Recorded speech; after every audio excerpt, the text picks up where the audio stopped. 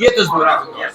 Mirë po, të mëdhenj poetë si Pierre de Ronsard, i shekullit 15-16, i ka kënduar vdekjes. Unë do të tregoj me 2 minuta vetëm atë çka kujtimi kam të hidhur edhe lumëtëruesi kohësisht Alike Zëngoj me përkthimin e kësaj poezie.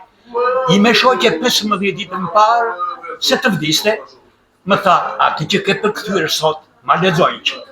Edhe unë po përkthej një pikërisht këtë që i këndon vdekjes. Sa desha t'ja nis, i thash, do ta lexoj. Do ta lexoj, thash, po me njëherë ndrova faqe. Dhe lexova një që ishte i këndonte jetës. Dhe më tha, këtë ma ke lexuar një herë. Doshe, i thash, ja këtë, nuk e di kë nga trova. Atëherë, unë po e lexoj këtë, është një që i këndon vërtet vdekjes dhe na është bie kritikisht na i pasqyron edhe zakonet tona, pas kanë qenë për gjithë njerëzimit të tilla.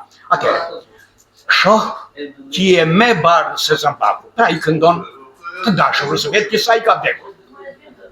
Shoh që je me bardhë se Zambaku. Nga kushtu po mua kjo buze kuqosur, e ngjyrë kaq bukur. Po këtë boj gjaku, mbi gjirin tënd, kush ja ka vendosur? Kush i ka nxirr hartjet vetullore? Kush si ti beri brun, o mikja ime?